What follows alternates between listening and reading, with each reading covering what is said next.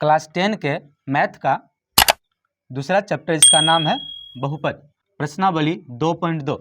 चौथा क्वेश्चन है कि 4u का स्क्वायर प्लस 8u, ठीक है, किस दोनों में से क्या कॉमन आएगा। तो सबसे पहले तो 4, दोनों संख्या से 4 भाग लग सकता है और u दोनों में है, तो क्या कॉमन आ जाएगा 4u, ठीक। तो 4 से 4 कैंसिल हो जाएगा, तो क्या हो जाएगा 4 से 4 कैंसिल हो जाएगा, और यहाँ 2u का स्क्वायर है, उसमें से 1u बाहर आ जाएगा, तो बचेगा 1u प्लस 8 को 4 से भाग लगाएंगे तो बचेगा 2, और u तो बाहर आ ही गया। इस प्रकार इसका 2 गुणनखंड हो गया। इसे हम कैसे लिख सकते हैं कि 4u, ठीक, और u प्लस 2, तो इसका गुणनखंड आ गया। अब गुणनखंड से हमें क्या करना है, शून्यक निकालना है। तो शून्यक किस प्रकार होगा, पहले गुणनखंड का के सामने 0 रखना है, फिर दूसरे गुणनखंड के सामने 0 रखना है, ठीक है। और इसे उधर भेजेंगे तो क्या हो जाएगा, u बराबर 0/4, मतलब u का मान क्या होगा 0 होगा, और यहाँ पर u का मान क्या होगा -2 होगा। तो इसका 2 शून्यक क्या आ गया 0 और -2। तो फिर यहाँ पर शून्यांक और गुणांक के बीच का संबंध की सत्यता का जांच करेंगे। तो क्या लिखेंगे कि माना कि शून्यक, तो शून्यक को क्या मानेंगे कि अल्फा बराबर क्या मानेंगे 0, और बीटा को मानेंगे क्या -2, ठीक है। तो शून्यांकों और गुणांकों के बीच का पहला संबंध क्या होता है कि अल्फा प्लस बीटा बराबर -b/a। अब अल्फा का मान हमारे पास क्या है 0, बीटा का मान क्या है -2, ठीक है।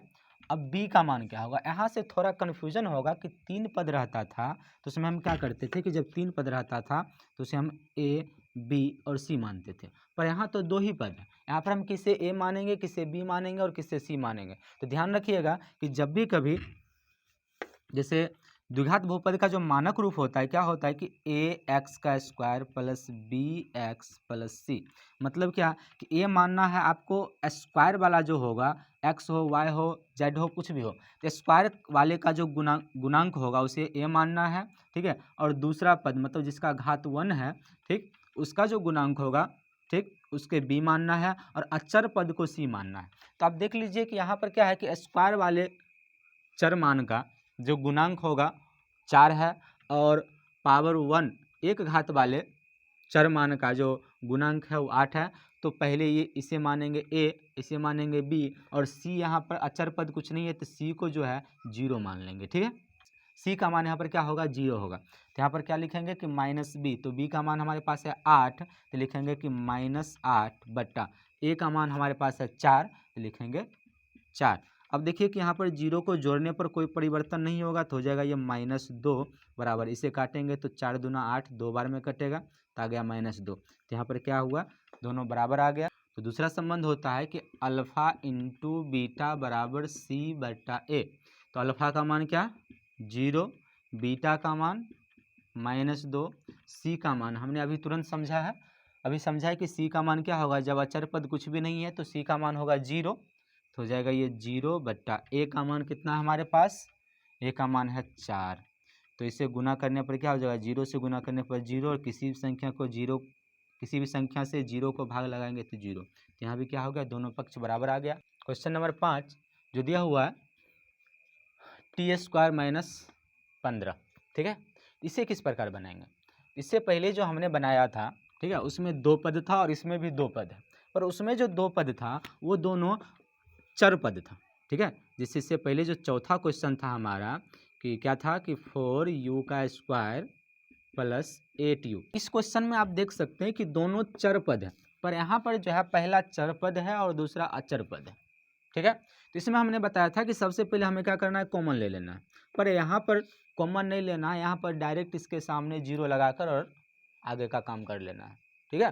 तो क्योंकि इसका पहला क्या है चर पद है और दूसरा अचर पद है, यहाँ पर कॉमन जो है हम नहीं ले पाएंगे, ठीक। तो यहाँ पर हम क्या करेंगे कि सबसे पहले डायरेक्ट इसके सामने 0 लगा देंगे, तो क्या हो जाएगा कि t² -15 बराबर 0, ठीक है। इसे भेजेंगे उधर तो t² बराबर हो जाएगा 15, तो t बराबर स्क्वायर को उधर भेजेंगे तो क्या हो जाएगा √15।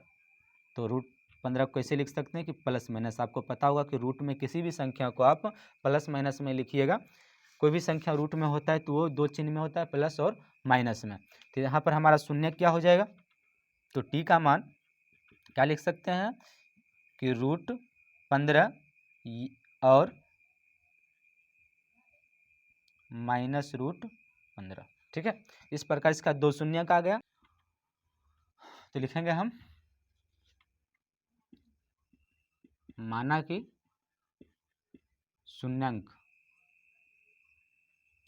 शून्य क्या होगा कि अल्फा बराबर, अल्फा मानेंगे पहले शून्य को जो क्या है कि √15 और बीटा मानेंगे दूसरे शून्य को जो है -√15, ठीक है। तो यहाँ से हम क्या करेंगे कि शून्यंक और गुणंक के बीच का संबंध की सत्यता का जांच करेंगे। तो इसका संबंध क्या हो जाएगा कि alpha plus beta minus b/a। अब अल्फा का मान कितना है √15 प्लस बीटा का मान है -√15 बराबर b का मान। अब यहाँ से फिर से कन्फ्यूजन होगा ए और ए बी सी को समझने में, थोड़ा सा फिर से समझ लेते हैं। हमने क्या पढ़ा था कि ए जो होता है वो x² का गुणांक होता है, ठीक। ए जो होता है x² का गुणांक होता है और b जो होता है वो x का गुणांक होता है और c अचर पद होता है, ठीक है। अब आप देख लीजिए कि यहाँ x² मतलब कि x² का मतलब ये नहीं कि x ही होगा, स्क्वायर वाला कोई भी अचर पद हो सकता है। तो यहाँ पर आप देख सकते हैं कि t² मतलब स्क्वायर वाला जो चर पद है ये इसके पीछे जो अंक होगा उसे a मानेंगे, और 15 जो है इसमें कोई चरमान नहीं लगा हुआ, इसका मतलब ये अचर पद है, ठीक। तो ये जो होगा वो c होगा। यहाँ पर b कुछ भी नहीं है तो b के जगह हम क्या रख सकते हैं 0 रख सकते हैं, ठीक है। b का कोई मान नहीं है तो 0 रख सकते हैं। तो यहाँ पर क्या हो जाएगा b का मान 0, तो हम क्या लिखेंगे 0 में माइनस लगा सकते हैं, इसे 0 में माइनस नहीं लगाया जाता है। तो इस प्रकार हम लिख सकते हैं इसे बटा a का मान क्या है स्क्वायर वाला जो चर पद होगा उसका गुणांक होगा, तो इसके पीछे कुछ भी नहीं तो 1 होगा, यहाँ पर लिखेंगे 1। तो यहाँ पर आप देख सकते हैं कि प्लस माइनस तो घटाने पर 15 और -15 घटाने पर क्या होगा 0, यहाँ पर भी 0, दोनों आ गया बराबर। तो दूसरा संबंध है अल्फा इंटू बीटा बराबर c/a। तो अल्फा का मान क्या 15, बीटा का मान अल्फा का मान -√15 और बीटा का मान -√15, c का मान आपको बताए थे कि अचर पद को c बोलते हैं, जो कि यहाँ पर है 15, तो हम लिखेंगे कि -15 और a का मान होगा 1। जब इसे गुना करेंगे तो क्या हो जाएगा √15 को गुना करने पर 15 और ये आ जाएगा माइनस, इसको हम भी लिख सकते हैं। तो यहाँ पर क्या हो जाएगा दोनों बराबर। तो इस प्रकार हम शून्यंक और गुणंक के बीच के संबंध को समझ गए, सत्यता की जांच कर ली और इस प्रकार यहाँ पर क्या किए शून्यंक पता कर लिए इसका। क्वेश्चन नंबर 6, तो क्वेश्चन नंबर 1 का ये अंतिम क्वेश्चन है। इसमें बहुपद क्या दिया हुआ है कि 3x का स्क्वायर -x -4, ठीक है। सबसे पहला संख्या होगा और अंतिम संख्या होगा, ये दोनों का गुना करेंगे तो गुना करने पर कितना हो जाएगा ये 4 × 12। तो 12 का क्या करना है हमें, इस 12 को क्या करना है तो अभाज्य गुणनखंड करना है, कितना हो जाएगा 6 और 3। तो इस अभाज्य गुणनखंड में जो संख्या हमें मिला है इस संख्या का ऐसा दो ग्रुप बनाना है जिसका जोड़ या घटाव क्या जोड़ या घटा इस बीच के संख्या पूर्णा चाहिए आना चाहिए, ठीक है। तो इसका ग्रुप क्या बनेगा, तो सबसे पहले हम क्या करते हैं कि 2 और 2 ले लेते हैं और इधर इस दोनों 2 और 3 को ले लेते हैं, तो कितना हो जाएगा 3 दूना 6 और इधर 2, इस दोनों को जोड़ेंगे तो होगा 8 और घटाएंगे तो आएगा 4। तो इसमें देख सकते हैं हमारे पास कितना मिलना चाहिए, हमें यहाँ 1 चाहिए, ठीक है। तो 1 इस ग्रुप में नहीं मिल रहा है तो दूसरा ग्रुप बनाएंगे, दूसरा ग्रुप में इस दोनों को ले लेते हैं तो कितना हो जाएगा 2 दूना 4, इधर आ जाएगा 3। तो 4 और 3 को जोड़ेंगे तो 7 और घटाएंगे तो आएगा 1। तो अब देख सकते हैं कि हमारे पास 1 मिल रहा है, ठीक है, 1 हमें चाहिए। अब 1 इस 4 और 3 को किस प्रकार घटाएंगे, दो तरीका से इसे हम घटा सकते हैं। तो 4 में से 3 घटाएंगे तो आएगा 1 और 3 में से 4 घटाएंगे तो आएगा -1। अब देख सकते हैं कि हमें -1 चाहिए, -1 चाहिए, तो इस प्रकार ये ग्रुप को रखना होगा, ठीक है। तो क्या लिखेंगे कि 3x का स्क्वायर, यहाँ से 3 को ले लेना है तो हो जाएगा -3x, सॉरी प्लस रखना है यहाँ पर 3x -4x, और अंतिम जो दिया हुआ है -4 वो रख देंगे।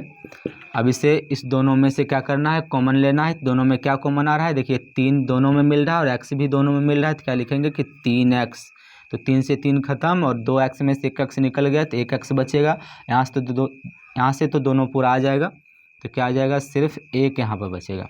यहाँ तो सबसे पहले ये जो चिन्ह दिया हुआ वही चिन्ह यहाँ पर रखना है, और दोनों में 4 आ रहा है तो 4 को हम बाहर निकाल लेंगे। यहाँ से 4 बाहर आ गया तो क्या बचेगा, सिर्फ x बचेगा, और यहाँ से 4 बाहर आ गया तो क्या होगा, 1 होगा। और आपको हम पहले बताए थे कि जब माइनस कॉमन लेंगे तो यहाँ का चिन्ह चेंज हो जाएगा, लेकिन यहाँ प्लस रहेगा तो चिन्ह नहीं बदलेगा। तो ये जो पहले से माइनस है तो ये बदल जाएगा प्लस में। तो आप देख सकते हैं, तो यहाँ आप देख सकते हैं कि पूरे में से क्या कॉमन आएगा, पूरे में जो x + 1 और x + 1 दोनों ग्रुप में मिल रहा है, तो यहाँ पर लिखेंगे कि x + 1 ये कॉमन आ रहा है, तो बचेगा क्या, 3x - 4। तो दूसरे में क्या बचेगा, 3x - 4। तो यार है इसका गुणनखंड, और इस गुणनखंड को क्या करना है, शून्यक निकालना। तो लिखेंगे कि शून्यक बराबर, तो शून्यक क्या हो जाएगा कि x + 1 = 0 और 3x - 4 = 0। इसे उधर भेजेंगे तो हो जाएगा x = -1, और यहाँ पर हो जाएगा कि 3x = 4 और x = 4/3। तो इसका शून्य क्या हो रहा है, -1 और 4/3। लिखेंगे कि माना कि